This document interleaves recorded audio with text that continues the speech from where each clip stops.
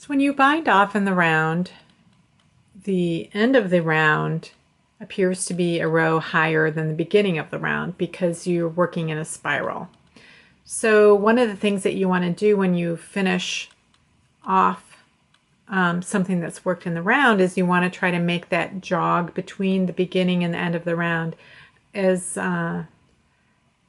imperceptible as possible. So the bind off chain is created from each of the stitches in the round. So in this round I have 48 stitches. So the very last stitch I worked, where I worked stitches 47 and 48, and then I passed 47 over 48. So this is stitch number 48. So what I do when I finish is I loosen up this final stitch. I've cut the yarn and I loosen it until I can just keep, I cut the tail a little long here, but I pull it until the tail comes out. It's not going to ravel the work because that last chain stitch, first it was around both loops or both legs of that final stitch, and now it's around this one. So it's not going to ravel. You'd have to pull out from the bottom before you'd be able to ravel this. So you don't have to worry about that. So now we have 47 chain stitches, but we have 48 stitches. And so what we do is we create the 48th stitch again, chain again, by attaching this 47th stitch to the very first stitch. So the first thing we have to do is thread our yarn needle.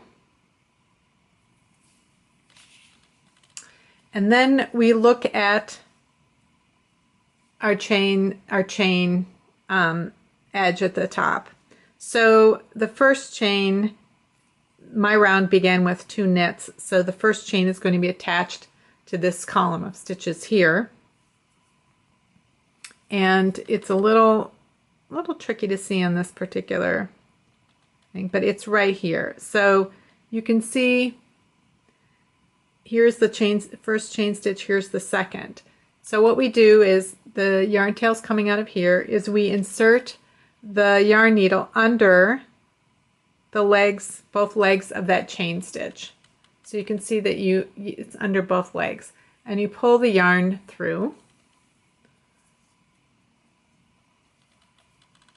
So now you've got one leg of a chain stitch attaching from this 47th stitch to this number 1 stitch, and you want to go back down through stitch 47, down through the center. I'm coming out the back here, so you pull it through,